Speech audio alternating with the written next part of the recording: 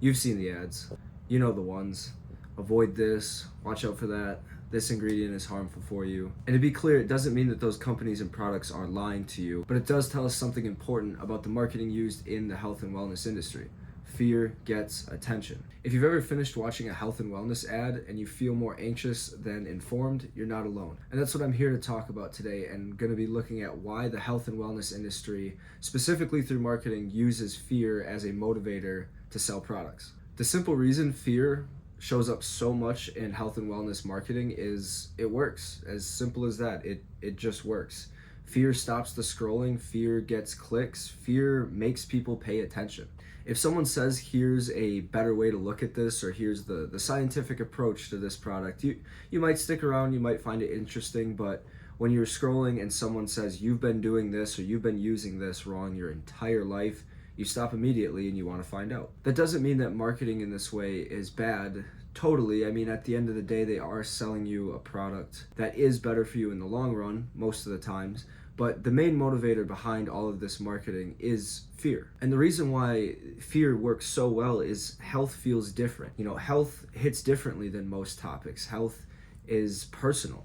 It's your body, it's your kids, it's your future, it's your longevity. All of these things factor into your personal life, and that's why health and fear of maybe doing something wrong with your health is such an incredible motivator to get you to purchase things within the health and wellness industry. And that's why when you hear something is harmful or it's bad for you or it has microplastics or it has this product in it, your brain reacts extremely fast. We want to do things with our health the right way, and when there's something that might be bad for our health that we weren't aware of, our brain wants to know what that is. The problem starts when we use fear as the main motivator for what we want to purchase and what we want to buy. And another thing that creates fear is how people think about regulations. Most products are allowed because they meet minimum health and safety standards, as I've mentioned in previous videos. It doesn't mean they're perfect or they're beneficial. It just means that they're permitted. And that gray area, like me, makes a lot of people uncomfortable because it's like, well, I don't know if this is actually good for me or not. And instead of talking about trade-offs or the context of these ingredients in these products or what they're made of, the conversation typically jumps to, is this dangerous? And the verbiage used is creating fear, and that's a really tough way to make your everyday product decision. And because of that, everything more or less becomes black and white. Health information is complicated, it always has been, but complicated doesn't spread well online. You know, look at social media, things become extremely simplified. Ingredients become good or bad, products become clean or toxic, synthetic becomes dangerous.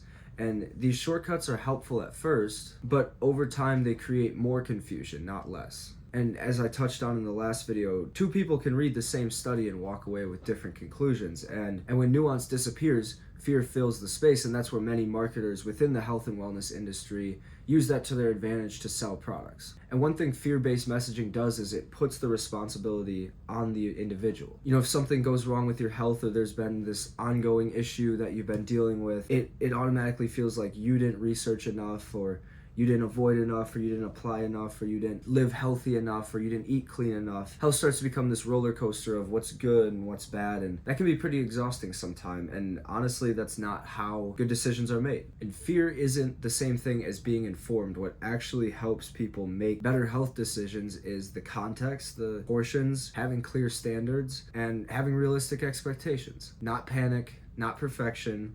Most people don't need more warnings. They need clear standards on what they are and aren't consuming, and they can make an educated decision from there. So if the marketing from the health and wellness industry has ever made you feel overwhelmed, you're not behind, you're not missing out on products, you know, things wouldn't be better if you just would have got that one thing. It just means you're navigating an industry that often communicates through fear instead of clarity. Better decisions don't come from being feared or being scared, they come from understanding what actually matters and what doesn't. And that's why I created PeerShelf. I wanted a marketplace that has clear standards and as little as possible doesn't use fear as a motivator, just shows you the details and shows you the ingredients, and then you can make a educated decision from there. So if you want to check it out, the website's linked in bio, but I really appreciate you watching today, and have a great day.